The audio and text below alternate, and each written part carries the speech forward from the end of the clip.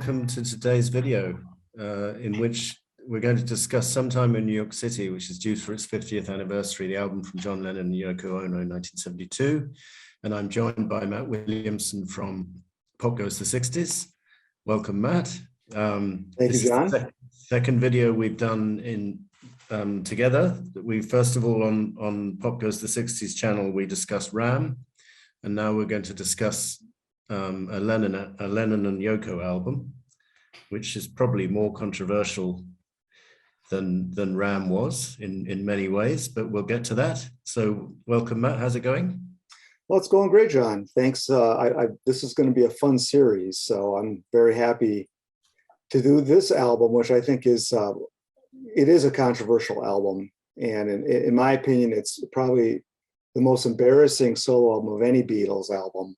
And that's taken in some territory. So what I want to do in this video is offer some context as to why I believe that, based on the political climate that the album was based on and the musicality and lyrical content of the album. So there is some background we probably need to fill in our viewers as to why this basically was recorded in the fashion it was and how John and Yoko came to be in New York City in late 1971.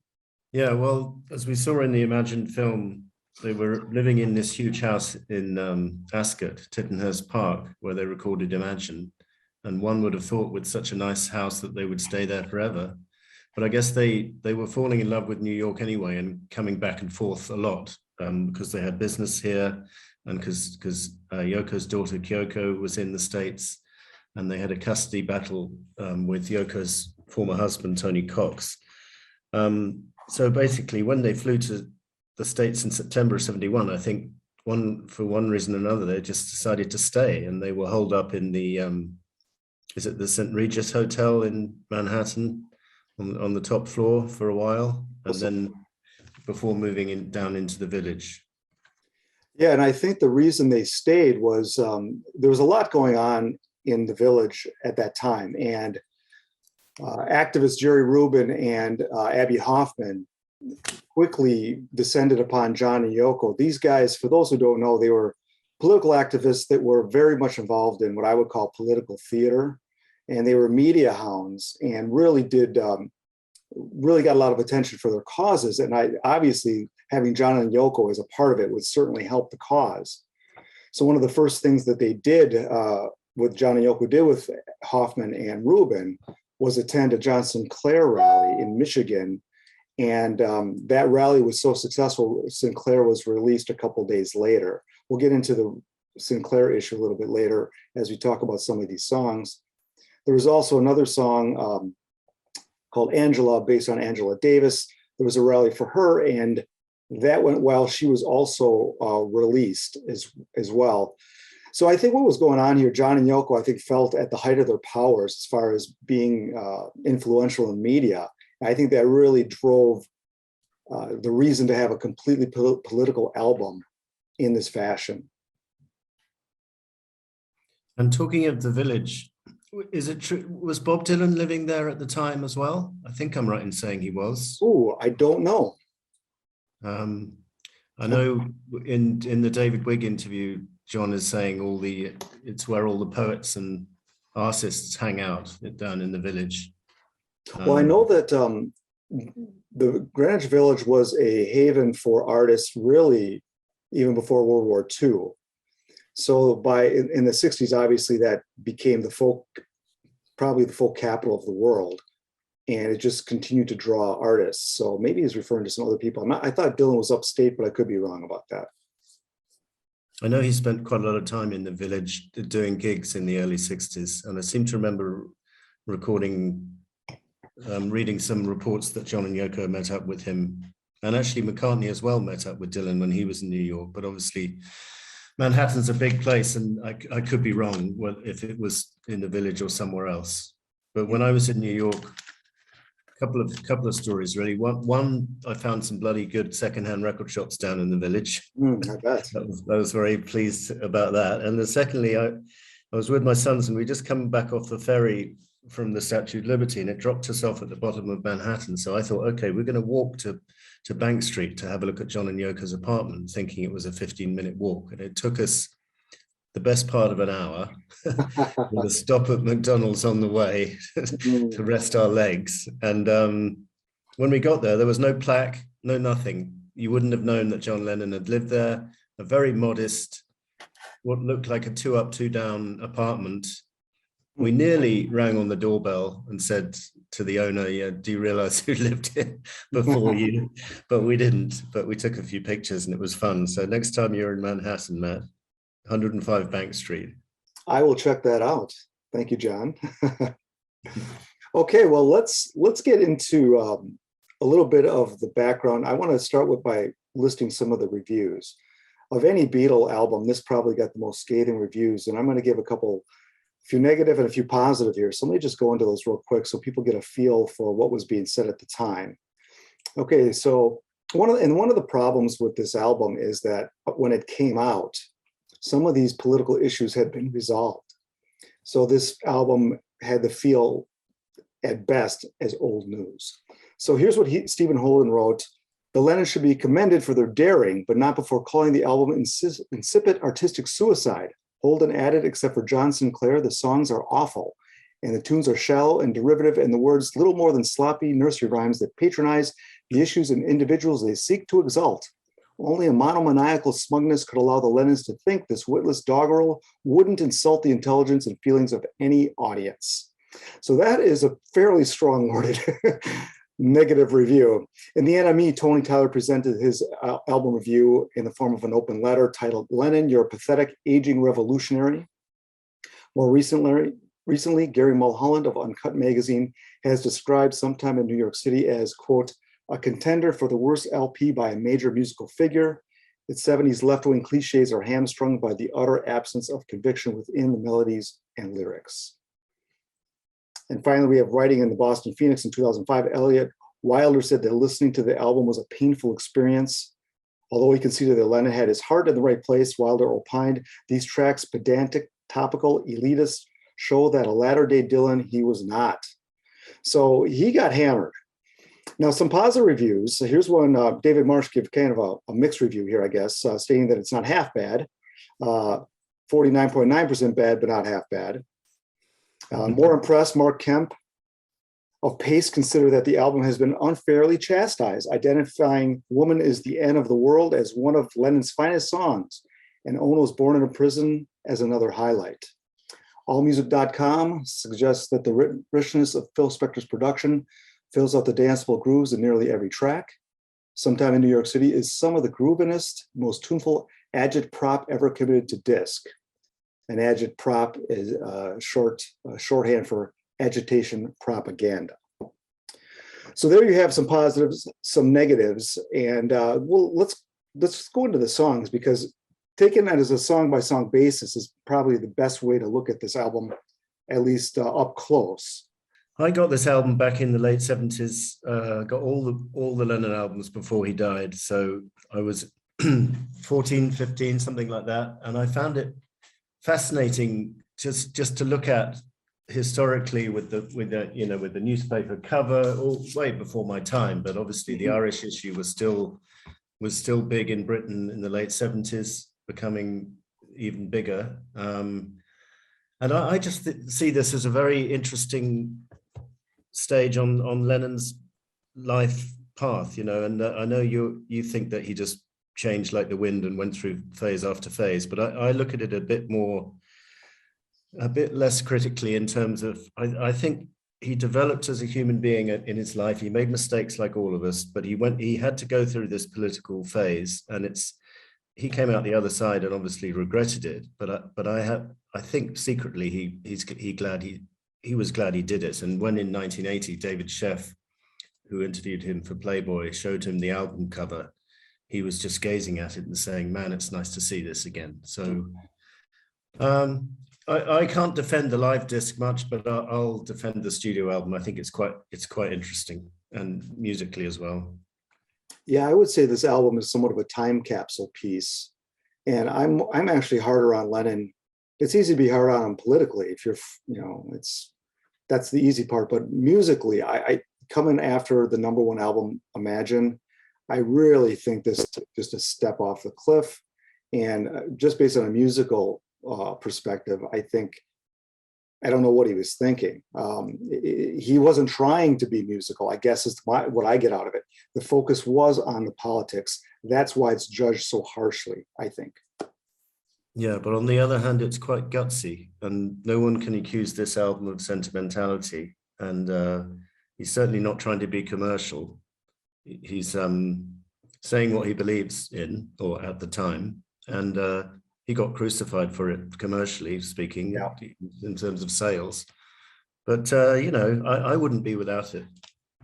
Yeah, he put it all on the line. I'll give him that. So not everybody would do that. He didn't really spare anything on this album, and especially with the leadoff single, "Woman is the End of the World." So I mean, he could have started with a much more mellow single, but he didn't. So your thoughts on that song, John? Yeah, just before I go to that song, you've read this book, haven't you? Come Together?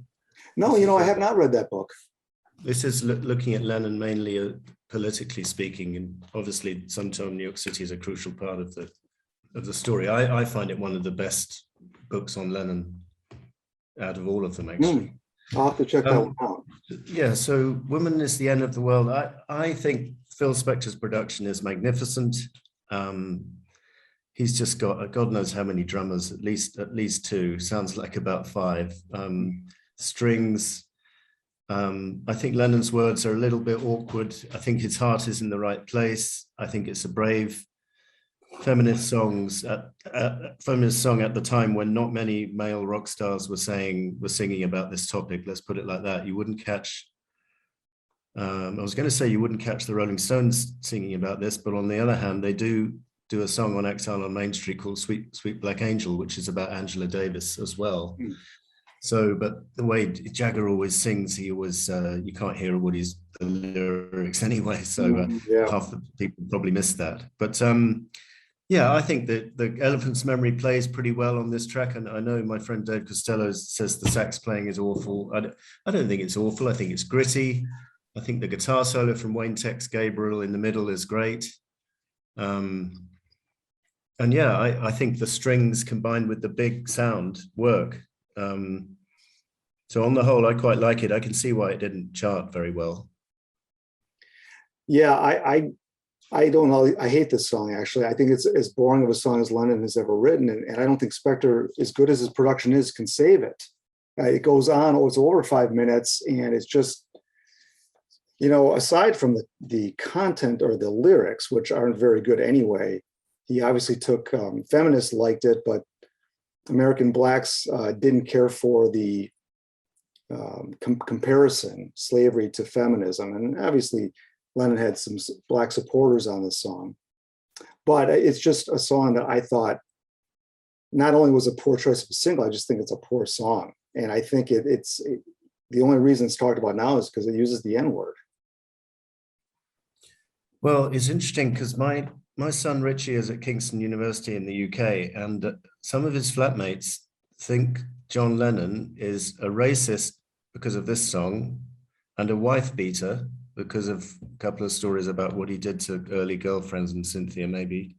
And that's all they think about John Lennon. They don't have any other opinion of him. So it's kind of interesting what people pick up on, isn't it? Yeah, I think obviously we know where Lennon was coming from with this song and where Yoko was coming from with this song. This was actually a quote from Yoko that the song was built upon. So yeah, that's why I wanted to have a little deeper discussion of this album, because there is some perspective by which to praise it and to ridicule it. And I don't really ridicule the song for use of the N-word, although it was controversial at the time. It was used, that word was used semi-regularly on American television by both blacks and whites in sitcoms and in dramas. So it was not up beyond the pale. It did chart at number 57 on the Billboard chart in the US, and that's the lowest charting single of any John Lennon single in his lifetime. So I think, had it been a great sounding song, that it may have done better, but I think it had a lot going against it the musicality being one of them, the lyrical content being the other one. Yeah, and I don't think he even made it out as a single in the UK. And one can imagine Alan Klein's reaction to this record, you know, following the blockbuster success of Imagine. He must have kind of despaired at the direction Lennon was taking. Yeah, I wonder what Klein's opinion of this single was. I mean, I would think that he probably wouldn't have wanted to release it. I mean, he's a money man, so I don't know. I haven't heard any opinion of his on this song, but I was thinking of his opinion on the album in general probably wouldn't have been that favorable. I'm guessing. I don't have any quotes from him either on that. Yeah, but I know one of the reasons they split up is because John wasn't happy. He wasn't pushing Yoko's career enough. I do know that. Yeah. And I mean, I don't know. I mean, I guess I don't know what he was expecting. Yoko was recording a lot of music during this time, more than her husband. And some say she was out producing her husband at this time. She had 3 double albums in a row. If you count this one, that would be 4. So it's not like she wasn't producing. I just, you mean I don't, 3, right? Fly, this one, and Approximately Infinite Universe. the one after Approximately Infinite Universe is called, it's the one with she's the Sphinx. Feeling the Space, but that's a single album. Oh, is it? Yeah. Okay, my mistake. Yeah, so I don't know. I mean, I think some of her maybe art exhibits, those weren't being pushed. And I really don't know how big those could have been had they been pushed to the max. I don't know, but obviously that relationship crumbled. Yeah, I mean, it's not, even if Klein had pushed her, I don't think you could see Yoko reaching the top of the charts. Although, having said that, you know, Walking on Thin Ice came close, didn't it? I mean, I think it or even did reach the top of one chart or another recently. And well, yeah, her music in the 90s and early 2000s started to chart in the dance clubs. I mean, she actually has, I think, on the most #1 dance songs in the history, I think she's in the top 10 of having the most. So she stuck with it and really had a lot of success later on. But at this time, you know, she's more of a cult figure as far as music goes. Yeah. Okay, so we're not quite in agreement on that song, so which brings us on to the second one, and I don't suppose we're going to be in agreement on this either, because I actually really like Sisters Oh Sisters. I think Yoko sings it pretty well, and it's a nice tune, and Spector's production is ballsy. The guitar solo in the middle sounds like Lennon to me rather than Wayne Tex Gabriel. Mm-hmm. And when I had the good fortune to meet Yoko in 1998, when I was talking about this song, she specifically mentioned Phil Spector's production in terms of really helping this song come alive. Because I think there is a live version that they performed at the John Sinclair rally. I'm not sure if it's available on YouTube or not. Mm-hmm. Don't know. But I think that the album version is going to win hands down when you compare it to a live. A bit like Born in a Prison, because they tried Born in a Prison on the Madison Square Garden gig, and it doesn't come across so well live on the album as it does on the album. But anyway, I like Sisters Oh Sisters, and I even quite like that humorous thing at the beginning, male chauvinist pig engineer. I'm not sure who Yoko's referring to, but she's I took that to be humorous as well, because then John Lennon says, "Right on, so tell him, sister," or something. To me, it just sounds cringy, and that's the problem with Lennon and Ono during this period. You know, they talked about being the clowns during the bed-in period and trying to sell peace and have some humor with it. I think that's hard to do with some of these political topics, and when they try to be humorous here, it just doesn't work, and that may be one of them. So, yeah, I mean, I always thought Yoko's voice, it sounded more like a kiddie song to me. I found it hard to take seriously. But you like the backing, the Elephant's Memory on this track? Yeah, I mean, Elephant's Memory, I think they're a good band. I've always thought that they are a much better fit for Yoko Ono's music than John Lennon's music. So they tend to shine more on her songs. I'm just thinking if someone else had recorded this, like with someone with a more what's the word? Commercial, like a more More commercial commercial voice, maybe one of the big female singers of the day. maybe. It's a good tune. I mean, it's very catchy, and it's got a lot of energy. Yeah, This maybe is now, Helen this is Reddy does this now, instead of "Woman Hear Me," "I Am Woman Hear Me Roar." Maybe this would have been the hits for Helen Reddy had she done it. yeah, this is an album, by the way, that I think is you have to play loud, as the early Lennon singles instructed you to do. So I was listening to it in the car the other day and cranked up the volume and was singing along merrily to a lot of the tracks. Yeah, I do believe this is a good song to listen to loud, and it's not really a headphone album, but yeah, the next song for sure I like to listen to loud, and that's Attica State. And this is one song I do like on the album. I know some people call it repetitive lyrics. I can't disagree with that, but I think it's just a fun song. And in spite of the fact the guitar riff is a complete ripoff of Elmore James' "Dust My Broom," it's still great. A lot of people have used that riff, so it totally works for me. And I thought it maybe could have been a single. Yeah, I'm looking at the lyrics here. I thought Lennon sings "Free the prisoners, jail the judges," but on the sleeve here it says "Free the prisoners, free the judges." Yeah, I know he said "free the prisoners," that's for sure. Huh. Okay, interesting. Yeah, I think this is a controversial song, and obviously the guy who Yeah. killed him, whose name we won't mention, is ironically in Attica State prison to this day. I think at the time Lennon was on some talk show and got a pretty hard time from some audience members over this song, I seem to remember, and he was trying to defend himself. I don't know if you've seen that, but it's quite interesting. I don't remember. I don't think I have seen that one. I have to check that one out. Yeah, he did it. In the same talk show, some artist, some guy at the back said, "What do you think of Paul's new album?" Meaning Wildlife. Oh, And he says, I think it's okay. I think it's better than the last one. I think he's moving in the right direction. He was actually quite generous.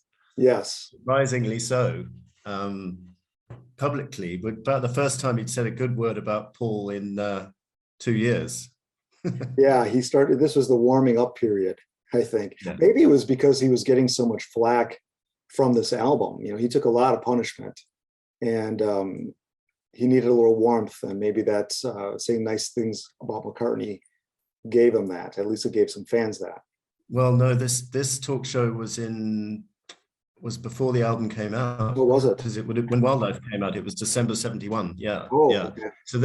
But they had the famous meeting at I think it was at Bank Street, around the time of New Year, late December 71. And one would love to been a fly on the wall for that meeting, because apparently they got on pretty well, and they were not slagging. They agreed at that meeting not to slag each other off in public after that, which I find fascinating. Having spent most of 1971 doing exactly that. Well, let's move on to the next song, "Born in a Prison." This is a Yoko song. And interesting song here for a couple of reasons. First of all, there's some Beatle author Chip Madiger and Mark Easter called the song contemptible, claiming it would be suitable for the 60s girl group The Shags. John Weiner called it painfully weak, and of the live version on video, reported that it's so awful it's embarrassing to watch.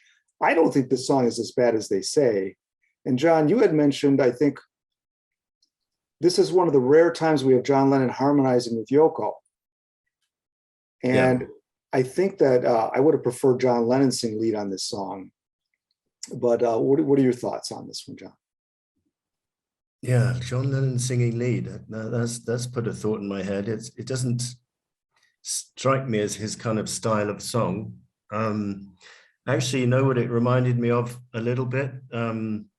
The song from HMS Pinafore from Gilbert and Sullivan, Little Buttercup. Oh. They're both waltzes, and they both have a similar tune. which I thought was quite interesting. I like this song, particularly the album version. I think the live version, I think I remember hearing it, not being very impressed. But again, Spector's production is warm. Lennon's harmony vocal is spot on. And I think the tune is nice. And my son, Tommy, who doesn't like this album at all, really, he likes this song. So I think it's one of Yoko's more commercial efforts in the 70s anyway. Mhm. Yes, I agree. All right, next song, we have New York City. And this is another song I thought could have been a candidate for a single. And it seems to be maybe the least political song on the album. Yeah, I think potential single, but I mean I suppose the only criticism of it could be it's a little bit generic. It's just a kind of Chuck Berry style rocker. So it's not particularly original. And other people say it's a son of Ballad of John and Yoko, which I don't think is a bad thing at all, because I think both songs are very successful in capturing what was happening at the time. And, the Staten Island Ferry making movies for the telly, and Fillmore and Apollo for Freedom, cycling through the village, trying to shake our image, but we found that we'd left it back in London. I love it. Mhm. And I love the guitar solo from Wayne Tex Gabriel, and I love the piano solo, and I'm going to pronounce the guy's name correctly. Adam, bear with me. Yeah, I've got it here too. I gotta scroll down. Adam Ippolito. Palito, yeah. I hope I pronounced that right, Adam, if you're watching. That sounds right. Good piano solo. A lot of energy to this song. And I was thinking, one can't really imagine the Beatles, for example, playing this song. They could have obviously done a version of it, but this song has a very gutsy New York feel. Yeah. It does. It does have a lot of energy, and it's it just has a real positive feel, more so than most of the other songs on the album, for me anyway. Yeah.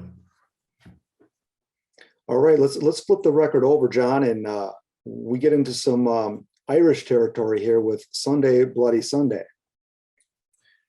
Yeah, this is interesting because this single event, which is now called Sunday Bloody Sunday, which happened in February 72, when 13 people were shot dead by British paratroopers at a demonstration.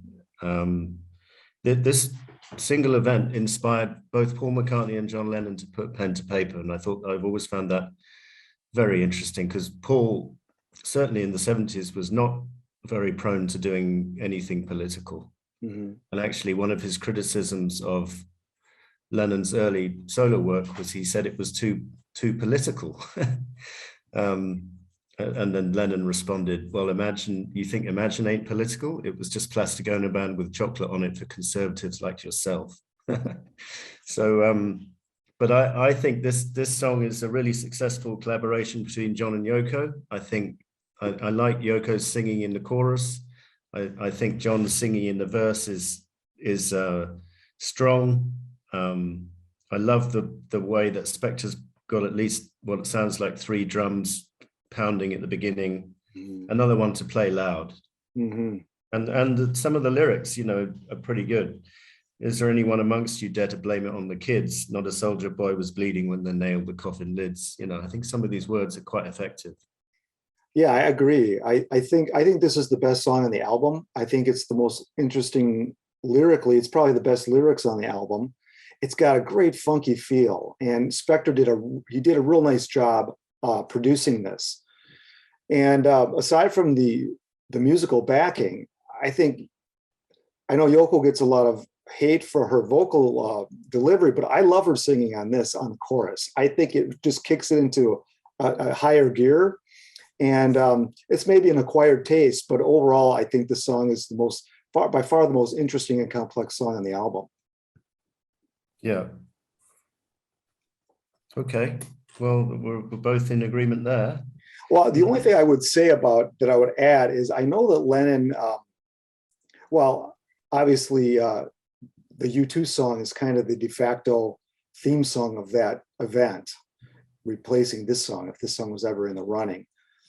but there was also some, Lennon took a little bit of heat, I think, as well on this song. Just, he was always claimed to be a pacifist, and he took this hardline support of the IRA in this and in the next song, Luck of the Irish. Yeah, well, in Sunday Bloody Sunday, I don't think it's so much as a call to arms. Well, in a way it is, because it says repatriate to Britain all of those who call it home, leave Ireland for the Irish, not for London or for Rome.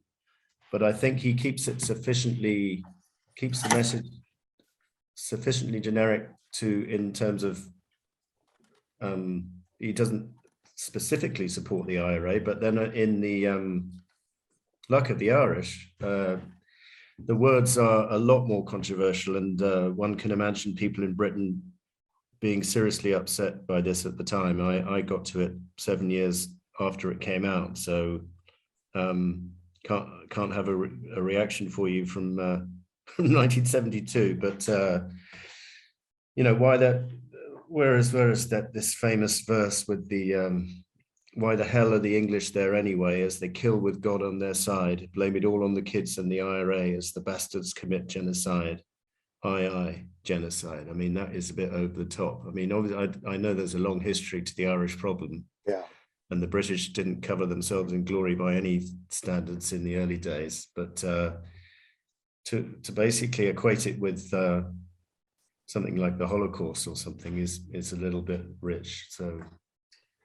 Yeah, I think that is the one song that got him in trouble in the UK anyway.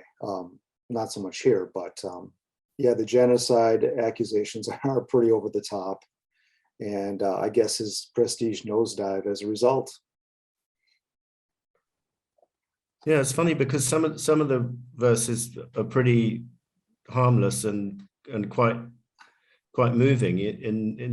In the pool, which means Liverpool, they told us the story how the English divided the land, of the pain, the death, and the glory, and the poets of old Ireland.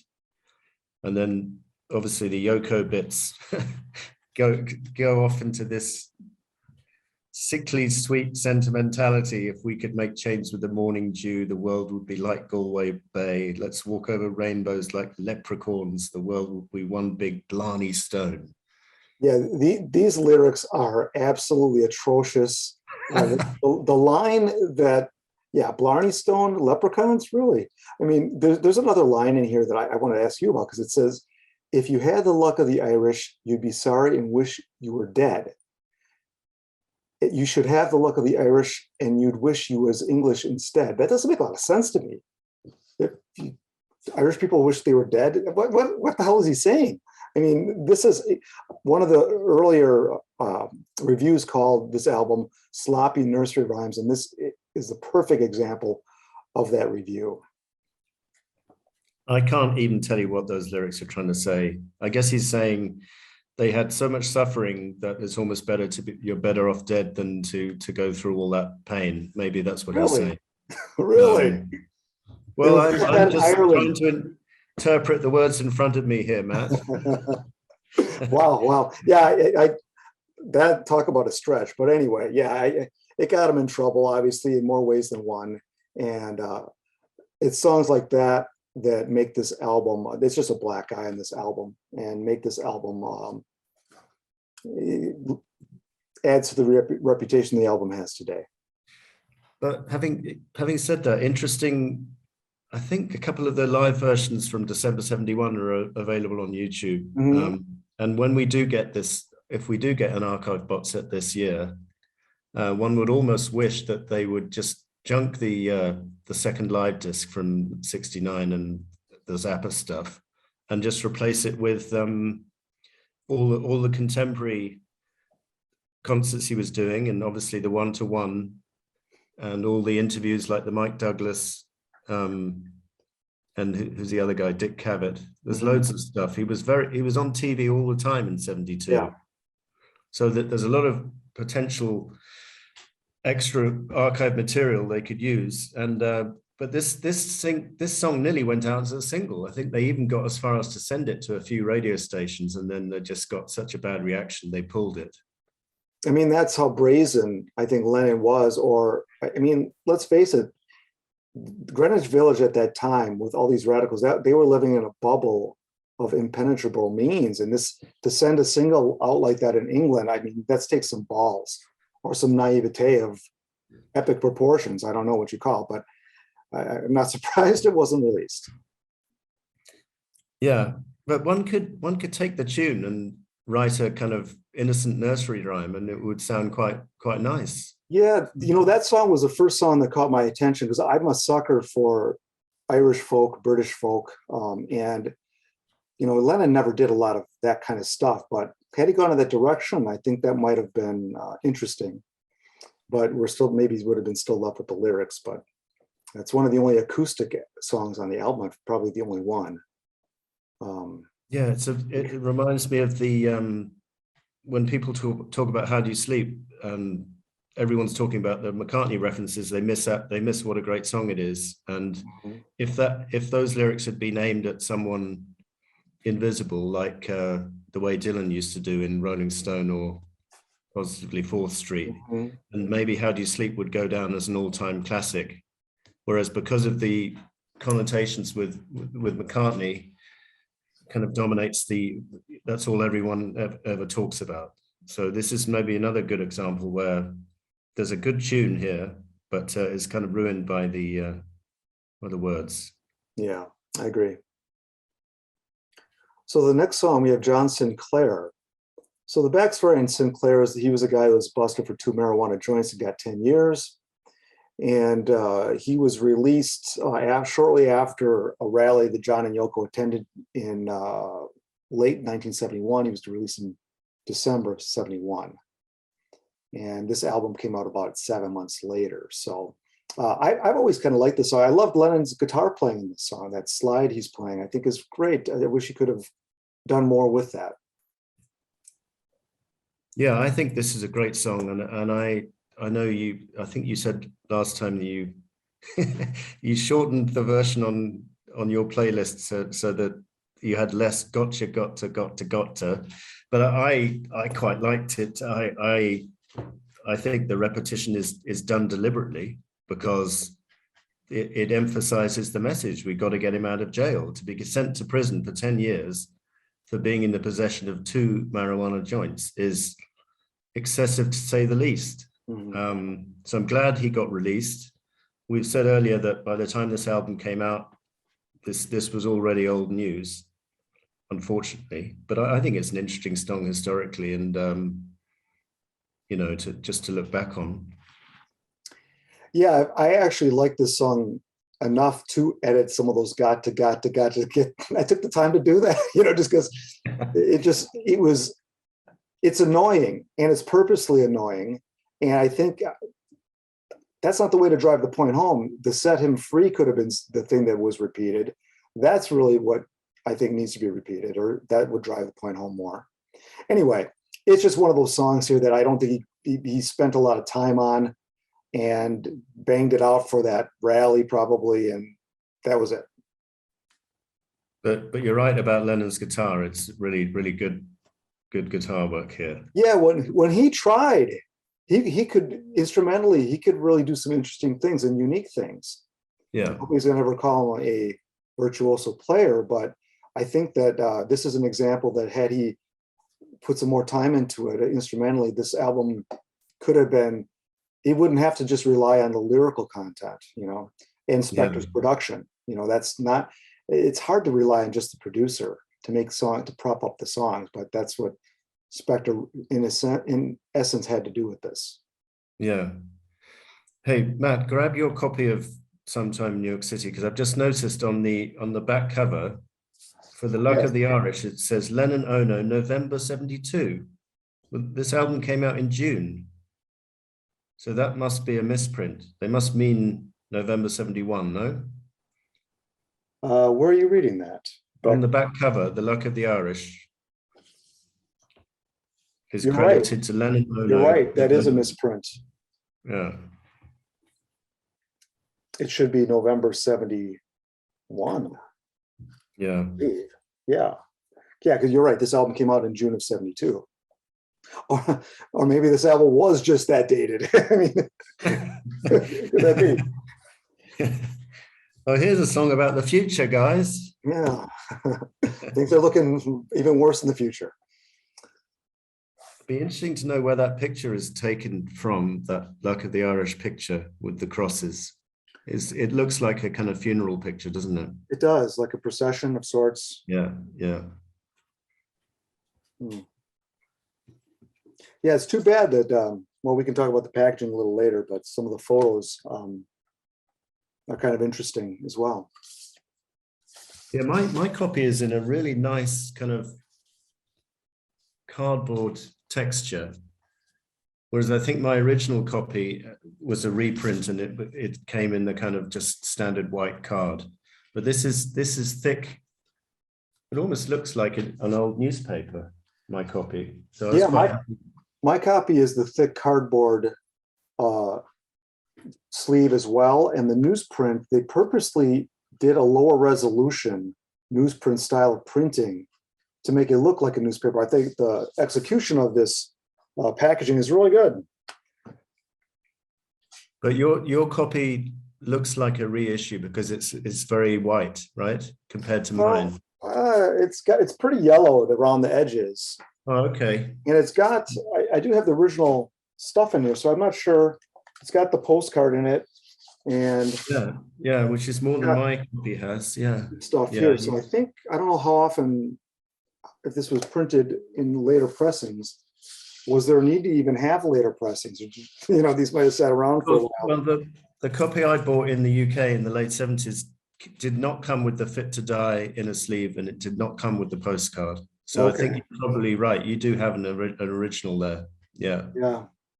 So this postcard is inside. It's quite interesting. You can miss the clenched fist if you don't look at it carefully, right? Oh yeah, yeah. The clenched fist of yeah. Yes. Yeah. There are a lot of little subtleties in the artwork in this whole package, which is kind of fun to look at. Yeah. So moving on, we have the song Angela. Angela Davis had been acquitted in the summer of '72. She was accused of, I think, providing arms to some of the Black Panthers, and those guns were used to commit a murder. So she was on the run for a while. And this was another example of her being freed or exonerated prior to this album coming out. Yeah. And interesting that this track made the recent Give Me Some Truth compilation. Oh yes, that's right.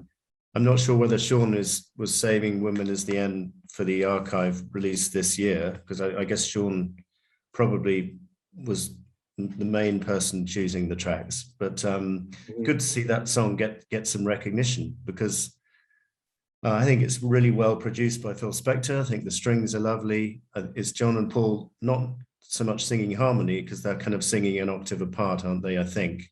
But their voices work well together. John and Yoko, you mean? Yeah. What did I say? John and Paul? John and Paul. Oh dear. What would Freud think? I don't know. Yes, and I can't really imagine John and Paul singing this song somehow. Yeah. But, let down a bit lyrically by they gave you coffee, they gave you tea, they gave you everything but equality. I mean, yeah. But a nice try. And as I said, the Stones did a song the same year on Exile on Main Street about Angela Davis. So that Sweet Black Angel, which is quite interesting. Yeah, this is another one of the songs on the album that I think Spector did everything he could, but he still couldn't save it. I think Yoko's vocal ruins it. I think it's terrible. And not that John should have sang this one, but I don't know. It's just not, I just don't think it's a good song. I mean, again, their hearts are in the right spot, but lyrically it's clumsy. And it's over 4 minutes long, They could have done it probably in 2 minutes. That's my opinion. But John and Yoko were mainly singing it together. So I don't find Yoko's vocals at all bad here. It's interesting that you say that. In the chorus, you can hear Lennon more than Yoko. And in the verse, I think the fact that Lennon's singing an octave below Yoko is quite effective. Mm. But you don't agree? I guess I would rather just have John sing it, I think it would have just sounded better. Yeah. But yeah. I have a little bit of bias towards of John's vocals over Yoko's, but Can you imagine let's take that there. if we get this archive release? Can you imagine if there's an early guide vocal version with Lennon singing the lead? That would be fascinating, wouldn't it? Oh, that would be, yeah, that would be. I doubt there is, and I doubt it would be put out, to be honest. But it would be. Well, it would be interesting to hear something stripped down like that. You know, it might give the feel of more of the Plastic Ono Band album, which may have been a. Inspector is it's stripped down completely on that album. You know, so he went the opposite direction on this. These days, I guess technically it would be possible to do an isolated track of John's vocal here and remove Yoko's. No, they can do that kind of thing these days. Well, the software, my understanding is that the software is just getting better and better. I think that some of the software that I've heard do this kind of thing, it doesn't render any high fidelity. Not that you could tell with this song, but I'm sure what is going to happen is you're going to start to see fans doing this kind of stuff. Like there's all kinds of deconstruction of Beatles songs. Those are fan-based videos that are done doing that. So I can see that happening for this record as well. Yeah, I mean, thinking about it, I'll live with this version. I'm happy with it. I think when they isolated John's harmony vocal on that Double Fantasy track, everybody has a woman who, as a man, was it? Every man has a woman who loves him. Yeah, when they isolated his vocal and they put it out on, I think it was one of Yoko's charity albums. It just sounded incomplete. Oh, okay. Because John's singing the harmony line and you kind of miss the melody line. Mm-hmm. So that brings us to We're All Water. By the way, I noticed your copy doesn't have the sticker on the front. My copy doesn't either. I did look on Discogs, yes, and there are copies with a huge sticker over the picture saying double, I think it says double LP pack or something. Okay. Yeah, so that would have been right over here. Yeah. Over the Naked Nixon and Naked Mao. Yeah, so that was a controversial photo on the cover of this, which was censored in some markets, I suppose. This one, and the sticker was attached so that if you ripped it off, it would tear the backing of the album cover. So that wasn't very nice. But yeah, so I mean, I'm not nearly as offended by that photo as I am by the lyrics of the song. I think this is the worst song on the album, and comparing mass murderer Charles Manson to the Pope. I mean, can we be more over the top? And I mean, this song, and if you look on the track list, this is I've got a listing of this at 7 minutes 11 seconds, the same length as Hey Jude. What a way to close the album! You know, I there's nothing redeeming of this song I can say at all. Yeah, I think it would have worked better as a punchy 3-minute number without the wailing at the end. I mean, it goes on at least 2 or 3 minutes too long at the end, as you said. One could have lived with, because I think the actual verses are quite good, and I think Elephant's Memory's playing it pretty well, and a lot of energy in it, but it just goes on way too long. I mean, Bruce Spicer in this book, The Beatles Solo on Apple Records, he says it's a badly played song. That was his exact words, I think. But, you know. Yeah, and to close the album or the studio album on that track, I just, usually the Beatles, they typically use their strongest song to close an album on many cases. And this, I think, is the weakest song. So I don't know. I struggle just to listen to it twice to prepare for this video. So I think that's probably the last time I'll ever listen to it. Yeah, I mean, I think I was just thinking it's quite interesting that Yoko's in the chorus going up quite a few notes and is struggling to reach those notes on the chorus. And I was thinking it's similar in a way to Happy Christmas, War is Over, which is obviously Yoko co-wrote, in the way that goes up in the chorus, that a very Merry Christmas, that bit. But it's obviously that's about all in common that those two tracks have. I think Yoko really struggles to reach the notes on the chorus, and the verses are a little more successful. But yeah, I take your point about the words, and who wants to glorify? Well, not that it's glorifying, but who wants to compare Charles Manson and the Pope? It's ridiculous. Yeah. Yeah. So that leaves us now to discuss the live disc. And generally, I just pretend it's not there. It's nothing I ever have liked to listen to. I gave it a full listen to prepare for this video. And one thing I would say, just coming away from it, is that you have a dream collaboration here of Zappa and Lennon, and the fact that nobody talks about this speaks volumes of the contents of what they recorded here. Absolutely, and even the '69 Lyceum concert, there's a dream lineup hit there with George Harrison, Eric Clapton, John Lennon, Billy Preston, Jim Gordon, whole host of people, but they don't really improve it. I mean, and Cold Turkey is one of the least successful versions of it because Yoko is doing her wailing, and which I really just do not think adds to the song at all. Can you imagine if that wailing had been on the original single? I mean, it wouldn't have even charted, I don't think. Yeah, I mean, Yoko's wailing, I don't think ever adds to a song that's listenable for me personally. And I think that's the point of it. If you're going to wail on your own song, not on someone else's. But I guess, they were married, so yeah. Of course you can sing on this song, Yoko. Yeah, of course. Yes, honey, be my guest. Yeah, and I don't listen to this disc at all, whether on vinyl back in the day or on CD now. I mean, obviously, that track at the beginning of side 2, Well, Baby, Please Don't Go, is semi-decent. But even that's ruined by Yoko's wailing, I'm afraid. And the Zappa stuff is just forgettable. Yeah, I mean, Yoko Ono is actually somebody that Zappa probably would have worked with. He was always talk about challenging listeners. That's his move. And so, I mean, it might have worked in a live setting for the people that like that kind of thing, but on disc, it just does not work. I guess you had to be there. And I think making matters worse with this disc and this album in general is that Lennon and Ono got in trouble for putting their names on a Zappa song. And that was the song Jam Rag, which is actually the Mothers of Invention doing a Zappa song called King Kong. This is the Frank Zappa interview that I got a copyright strike on here at YouTube. So this is what Frank said. So he came in and we talked a few minutes, and I asked him whether he wanted to play with us at the concert at the Fillmore that night, and he did. Now here's the bad part. During the performance when Lennon was on stage with Yoko, we played one of my songs called King Kong, and the deal that was made, according to the usage of the tapes, was that he got to use the tapes for his purpose, and I got to use the tapes for my purpose.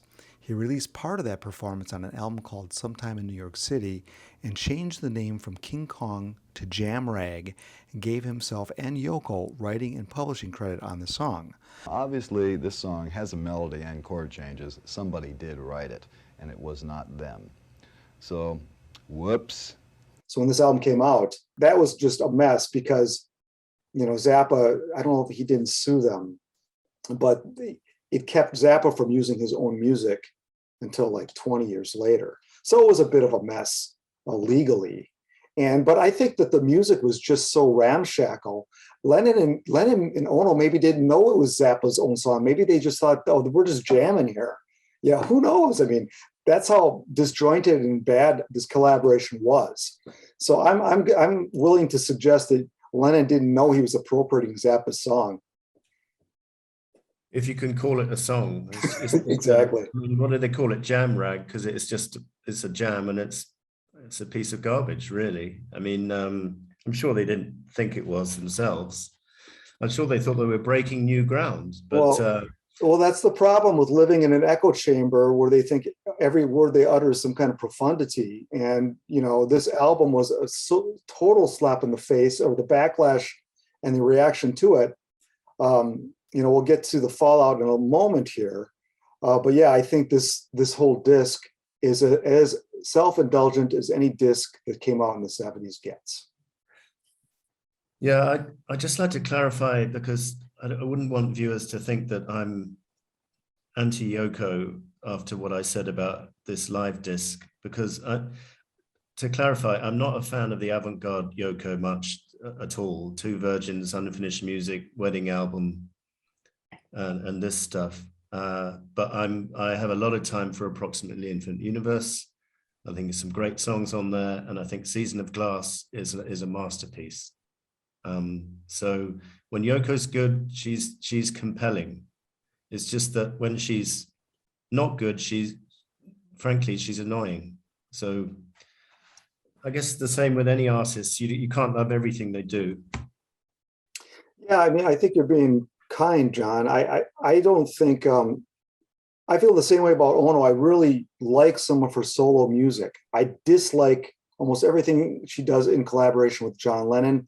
To me, it's like oil and water, and it just doesn't go well together. And that's a criticism, and that's an opinion of mine. But at the same time, I hold some of her work on her solo albums as good quality stuff and interesting music, even though it's not commercial, it's not avant-garde. That word gets thrown around like a Nerf ball, it doesn't have meaning anymore, but it's just an acquired taste. And it's not for everybody. And I'm a little tired of the word misogyny being thrown around for an honest opinion about Yoko Ono's musical work. I won't take it. Yeah. So were you even not happy with Double Fantasy as a collaboration? Well, I mean, she's not on the same songs a lot with John. There's a separation. And that worked for me because I just kind of viewed it as Yoko solo, John solo. And in that sense, it worked for me. And Yoko's got some fine music on that. Yeah. I just, at the time it came out, I was much younger and less tolerant of Yoko's style of music. And I just skipped over those songs. I just would have preferred all John Lennon. And it ended up being a swan song. So I don't know what an alternative would have sounded like, but it's very interesting because at the time I was pretty annoyed that we got 7 songs from John only after 5 years of nothing. Yeah. Obviously it's better than nothing, but I was annoyed at the time, but over the years, I've grown to really, maybe it's got something to do with his murder, but I've grown to really appreciate Double Fantasy as a joint artistic statement, which works pretty well as a kind of reflection on the ups and downs of a relationship. And as I got older, I got to appreciate some of those lyrics more. It's not just all slush and sentimentality. Yoko's being quite negative on moving on and give me something. Yeah. It's kind of interesting. Yeah, I think, John Lennon is always better about writing about himself. And I think Yoko is too. And when you look at sometime in New York City, when they're writing about the events of the day in a newspaper style fashion, it's nowhere near, they just don't have the conviction. They're not as invested because they dropped this stuff like a hot potato as soon as the album tanked. Yeah, it's very interesting what you said, that critic who said, a latter day Dylan, he is not. Because at the time, Dylan had almost given up on politics, hadn't he, in the early 70s? Yeah. Although he did release that single George Jackson, but it was fairly mild stuff compared to his earlier stuff. Well, what makes Dylan so good is he plays his cards close to the vest. And Lennon, his 60s work with the Beatles, he takes on a much more surreal style of writing, which is often about him, but it's just far more interesting than this in-your-face, political stuff he went for here. There's no depth to it at all. It's so on the surface that it's so unlike Lennon, and it's just that's why these critics call it childish, and I agree with them. It's just it's beneath Lennon, actually. That kind of lyric writing is beneath him. His heart may have been in the right place. I'm not arguing about that, but.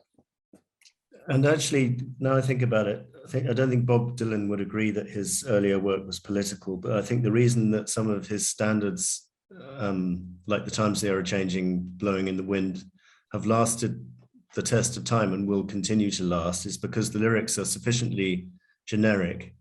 If he'd slagged off Kennedy specifically in those songs, it would have dated it. And it's a bit like Imagine, by keeping words sufficiently generic, it can appeal to generations to come, you know? Mhm. Blowing Yeah. in the Wind will always have a resonance because there's always a war going on somewhere. Actually, that's what I remember. Lennon said that to Andy Peebles 2 nights before he died. We were talking about the Christmas, Happy Christmas single. And he said it's relevant every year because there's always someone getting tortured or shot. He said that literally two evenings before he died. Yeah, So ironic. very much so. Well, let me get back to the packaging here. I had a little thing here. Let me pull it up. And oh wait, I grabbed the wrong record. This is Jethro Tull's "Thick as a Brick" that came out 3 months earlier. So, so I mean, I'm bringing that up just to underline the point of how dated this album was. Jethro Tull's "Thick as a Brick" was the #1 album, and I don't understand how John and Yoko could have missed that fact. You could have made it. Maybe you alter the album in a way that doesn't look so much like that. I mean, here they are side by side. So I could see that you might get them confused looking for them in the record bins. You might even go home with the wrong record, right? Yeah, some people who went home with the Jethro Tull record were pleasantly surprised, I imagine. So yeah, this album only got to number 48 in the States. It was in terms of an artist the size of John Lennon, this was a failure, a bomb. It followed at the #1 album, Imagine. It hit number 11 in the UK, so you guys seem to like it all right. But you guys can have it. Yeah, I'm surprised it did that well, to be honest. But I guess number 11 by John's standards. Well, actually, by Imagine standards, it's not very good, but by Plastic Ono standards, that got to a similar number as well, didn't it? I think. I think they got to number 3 in the States, maybe 6. I mean, in the UK, Okay, I'm talking. Could be. Maybe number 6. Maybe number 6. You're right. Yeah. But you know, sales is not everything. And as I said at the beginning, I wouldn't be without this album. I think it was a good experience for him to go through. I think it was an exciting time. If I'd lived in New York and I was anywhere over 15, I'd have been down in on the Lower East Side trying to stalk Mr. Lennon in a nice way. Yes, because he was visible. He was riding his bike around the place. He was going to bars, going to restaurants. Whereas in the later years, you got the feeling he was a little bit holed up in the Dakota. Yeah, he was very accessible in those days, and that's one of the great things about him. And I know he loved New York. So yeah. Yeah, but I haven't heard many stories, come to think of it, of fans meeting Lennon in public in 71, 72 in New York. Have you? No, I haven't. It would be interesting. Because I know there's a story of someone going up to John in 75 in Manhattan, and John's wearing a badge saying, "I love Paul." And then the fan says to John, "Why are you wearing a badge saying I love Paul?" And John says, "Because I love Paul." So I thought it was a great story. But you don't hear stories of fans, or maybe he was just off his head on drugs and was not accessible. A bit like Ringo in his alcoholic years. He was a very prickly customer when it came to fans coming up to him in the street. Okay. One was literally warned. I was literally warned not to approach Ringo directly because I wanted to get one of his albums signed. So I just left it with his secretary, and I said, "Can I come back in a week?" And she said, "Sure." And so that's what I did, and he'd signed it for me. Nice. But I was told that he was not friendly if you went up and asked for an autograph, which is interesting. Yeah.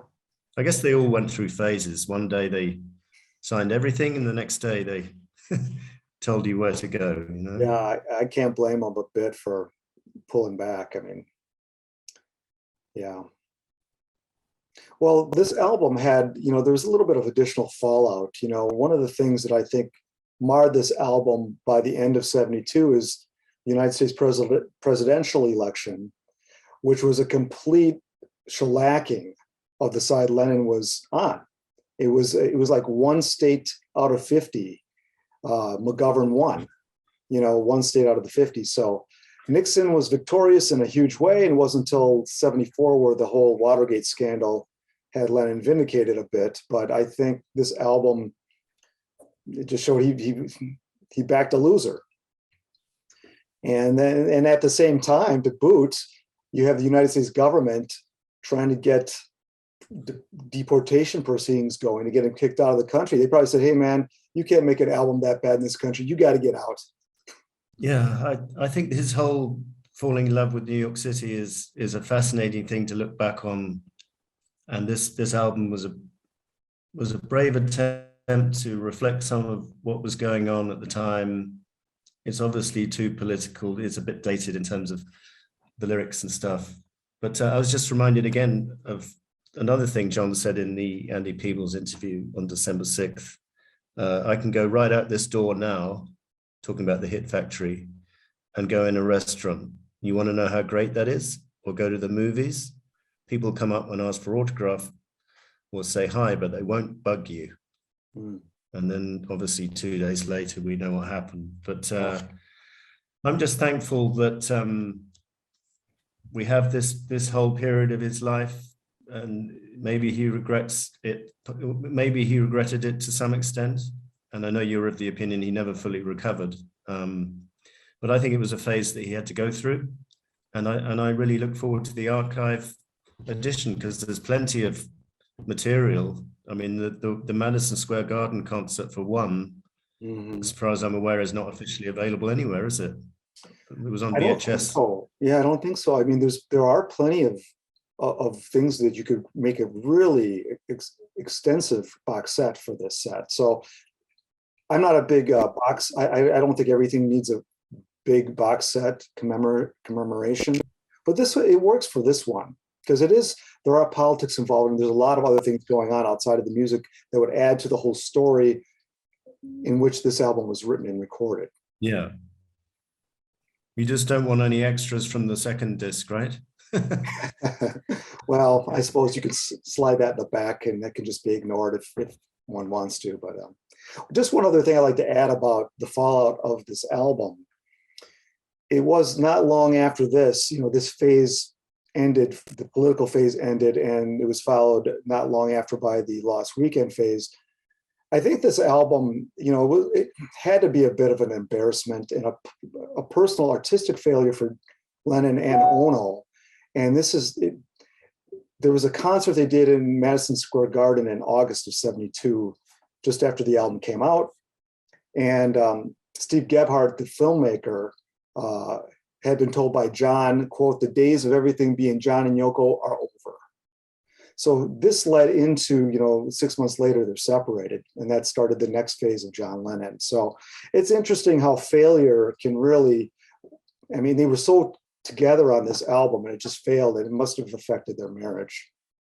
Yeah, well, obviously there's that terrible story of what happened on election night when obviously Nixon won the landslide, and so Lennon was depressed, so he got out of his head and basically had sex with another woman in the next door room from where Yoko was at a party.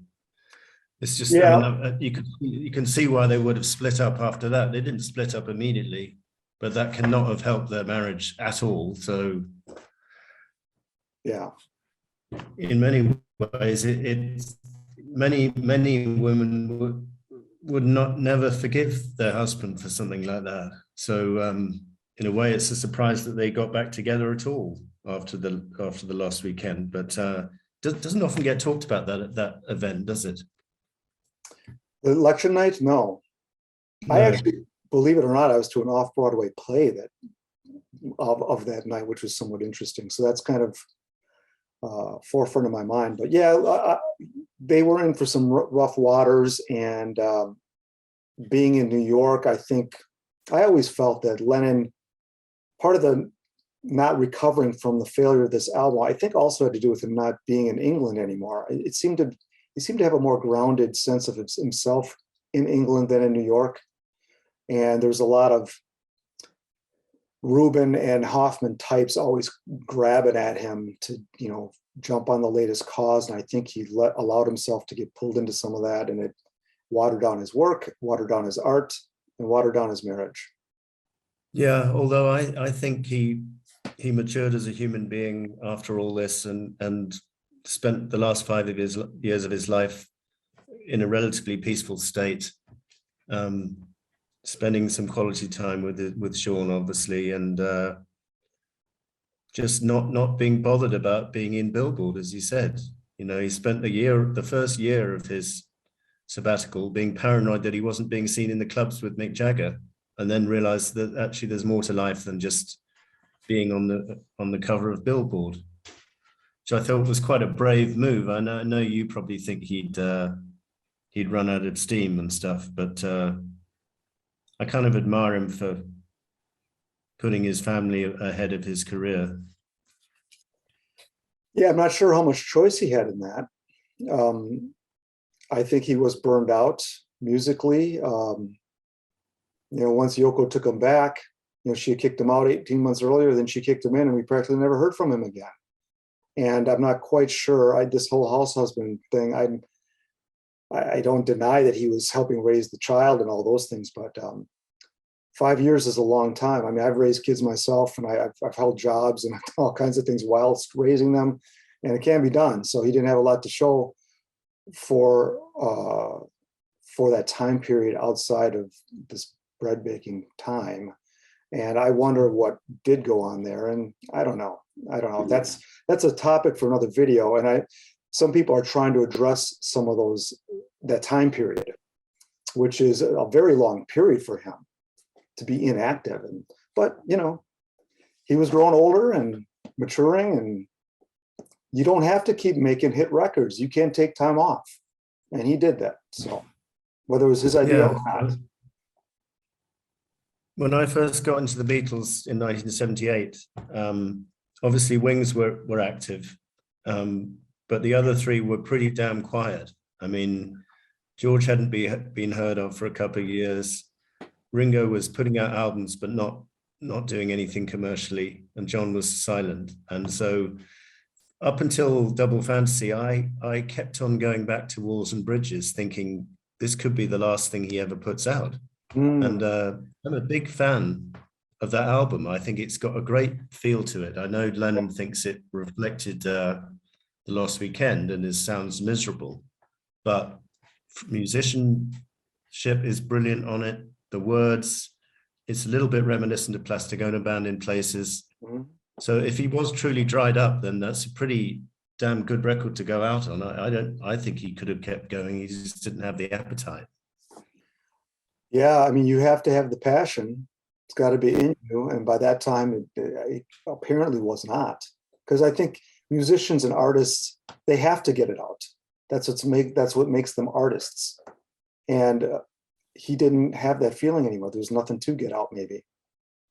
Until years later when he had some stuff backlogged, But and then if you listen to those 1980 interviews, it's fascinating because he's so full of energy and he's so looking forward to the future. And one can only guess at the stuff we would have got from him, It's one of those tragedies that I'm never going to get over. Yeah, I think he had at least one very solid album left in him that could have come out in the 80s. I think that would have been a good time for him. Obviously, Julian started recording then. And I don't know that he and Yoko would have remained together.